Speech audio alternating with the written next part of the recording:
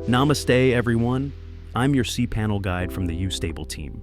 In today's video, we'll talk about a feature that most people ignore until they get into trouble, and that is how we can change FTP user quota in cPanel.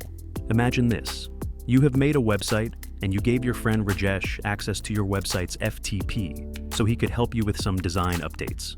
But guess what? Rajesh went wild, uploaded hundreds of unnecessary files, and filled up your entire server space. The result? Your website slowed down, backups failed, and your hosting company sent you warnings. To make sure this doesn't happen to you, it's super important to set an FTP user quota properly. Speaking of Rajesh's little mess, if you want your website to stay fast, secure, and reliable, you need a trustworthy hosting partner, like YouStable. I personally recommend YouStable for beginners and professionals. They offer affordable hosting plans, excellent uptime, and super easy to use cPanel features, just like the one we're using in this tutorial. After watching this video, must check www.youstable.com. Let's dive in today's tutorial. You can increase or decrease the FTP quota. You can also use an unlimited FTP quota.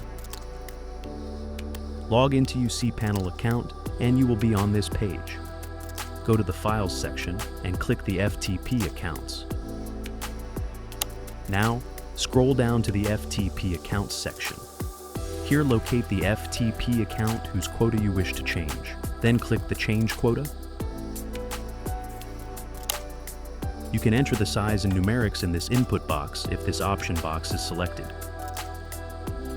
You can also change it to Unlimited by clicking this Options button for Unlimited. After making the desired changes, click the Change Quota button. The quota has been changed. Thank you for watching.